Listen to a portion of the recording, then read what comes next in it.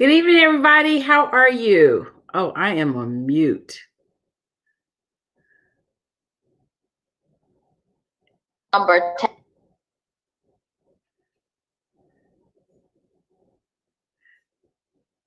They have me on mute. Let's see.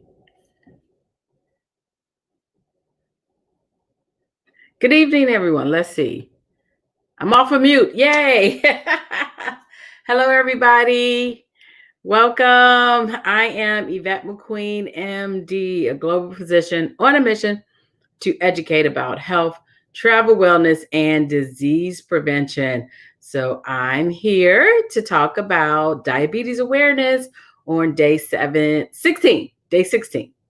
So I want to talk about gastroparesis. So something with diabetics they experience is called gastroparesis. And it's when basically the flow of the stomach and the intestines is not exactly flowing right. So remember I talked about nerve damage. You get nerve damage or some neuropathy with diabetes. Well, you also can get it with your internal organs. And that affects your enzymes in your stomach as you eat. And what happens is your food sits there. The food sits there, you get bloating, you always feel saturated, and the food does not move on. Your food is supposed to basically move out of your stomach sometimes within 8 to 12 hours after you eating because it's churned and then eventually move out. Well, it just sits there and it makes that bloating, full feeling, and they get swelling and actually a lot of vomiting. And that's how we end up diagnosing in the emergency department is diabetics come in and they're persistently vomiting because they have the gastroparesis because the food is in paresis meaning stop. It's not moving it along. And the sugars are erratic. So your blood sugar, you're like, I haven't eaten at all. I haven't eaten all day long, but my sugars are in 300 and 400s. And that's because as you are not eating and your stomach is being stimulated, your body makes sugars from your other stored basically sugars. And so then it says it thinks it needs energy and it increases your sugar.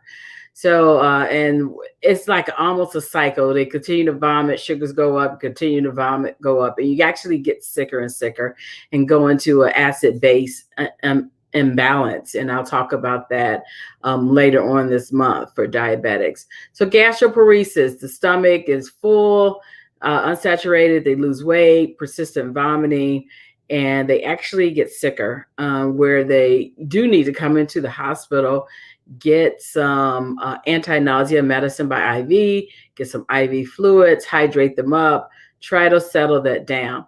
But that's why another reason you want to keep those sugars intact. So those nerve cells don't die and they affect your organs. Now, if they affect, remember, your eyes, they affect your kidneys, and it can affect the stomach where we're called gastroparesis. So if you know someone that has diabetes and they have persistent vomiting and can't stop, they need to see a doctor. They need to go into the ER, into the hospital, because persistent vomiting in a diabetic only makes them sicker, basically, and change their acid basis status. And you don't want that to happen to the point where at that point, they actually can go into what we call a diabetic coma. So if you know someone, you are a diabetic and you fall into that category of gastroparesis, make sure that your doctor knows. They will diagnose you with either what we call a barium, where you swallow some dye and they'll see how soon it goes out of the stomach and they'll time it, or they'll do put a camera down, either a scope or a camera, to see how the stomach is churning or not churning, basically, with gastroparesis. So that's one of the complications of diabetes. So keep those sugars intact, okay? Keep your glucose to that normal level that you need. This is Yvette McQueen, MD, on all social media. Yvette McQueen, MD.com. Come and find me and let me know what service I can offer to you. All right, take care. See you tomorrow for more diabetes awareness information. Ciao.